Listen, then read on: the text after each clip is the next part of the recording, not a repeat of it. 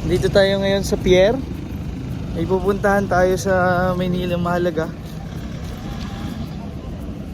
Tingnan din natin magkano na ang pamasahe dahil mahal po ang gasolina. Mahal na at ang barko ngayon. So, may gagawin po tayong mahalaga sa Manila. And may magkikita-kita kami ni mga team po namin. Lakas ang alon.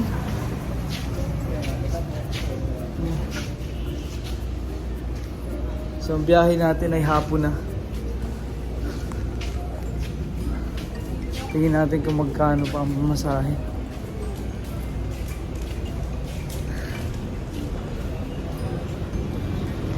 Biglaan din ho ito. May lakad lang ho na mahalaga.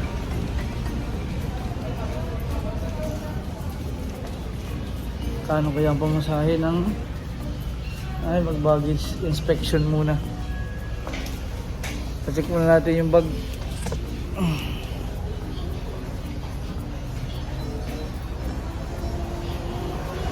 Mayroong biyahe ng puro alas 4 pa lang ang biyahe. Ocean Jet. So magkikita-kita kami din ni na Sir Renz, ang PB team. Magkikita po kami lahat. Sana dun sila. At kasama ko sina Sir Renz.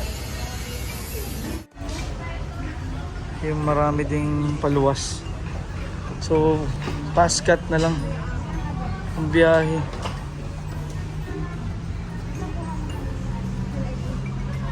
Ang laki kasi ng alon. Nag-cancel po ang ibang barko. Dahil sobrang lalaki ng alon, nag-cancel yung isang maliit na barko.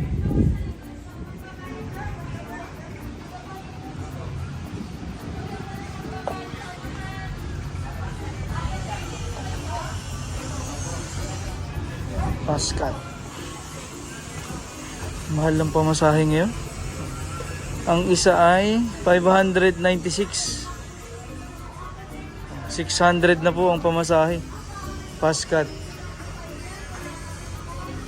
Pag barko, ewan ko lang sa ibang barko. Mahal talaga, 528 dito. Doon 596, walang biyahe. Alas 4 pa. Pila na tayo.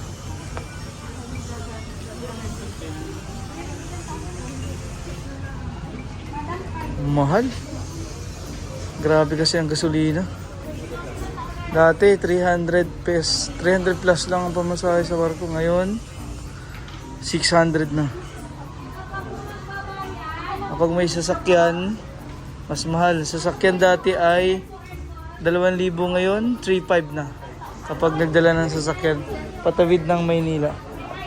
Yan, magkikita-kita kami ni na Sir Renz, Sir Onjay, ang mga PB team Batangas. At may mahalaga din po tayong lakad sa Maynila. Papa-check up tayo.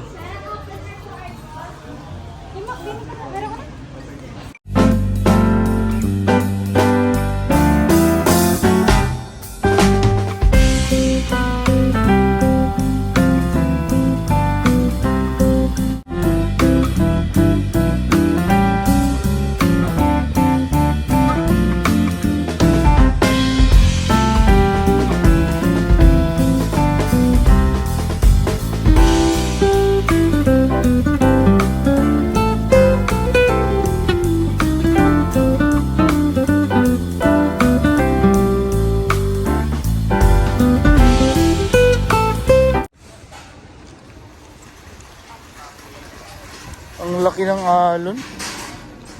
May white caps pala na sir, kaya nagano ang yung isang maliit na barko. Ocean? Wala na. Laki ng alon eh. Paskat po, paskat. Oo sir, paskat. Oo, ito paskat na. Medyo malaki. Nag-cancel lang biyahe ng ang laki ng alon. Kakatakot ito eh.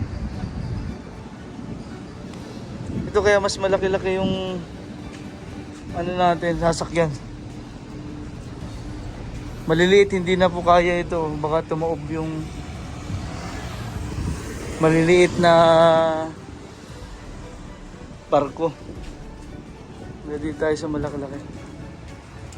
Sana safe tayo makarating doon. At talagang ang lalaki ng alon. Kita-kits yan, Sir Ren, Sir Onjay, Sir Master Ring Ring, Madam Yula, and Sir Paul. Ayaw mo kung umuwi si Sir Paul. Parang nasa Davao pa ata siya. Ayan. Ang laki ng alon. Diyos ko. Kaya pala nag-cancel ang Ocean Jet. Mas maliit na barko. Malaki. Malakas ang hangin.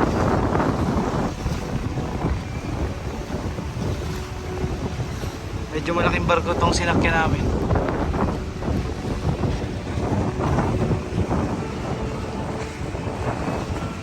Sa mga panahon, parating din ata yung bagyo sa kabila. Sa mga ng langit doon.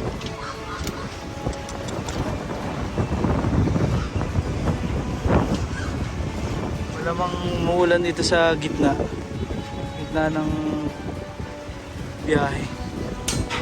Puting-puti doon eh, oh.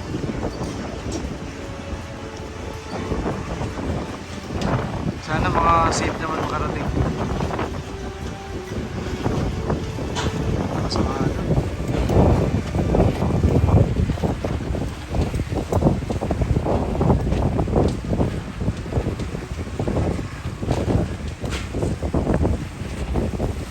Muna probinsya. Lakas mo ng hangin, kaya baba na mga dito sa baba. Baba po tayo. Sinasarado na nila yung mga kortina kasi ang lakas po ng ulan doon sa may Batangas na daw po. Kaya pinababa na kami dito sa aircon.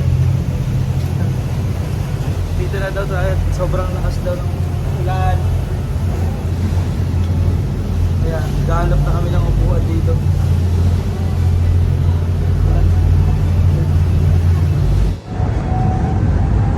Karating din ang Batangas ng maayos. Hindi naman masyadong malakas ang alon dito.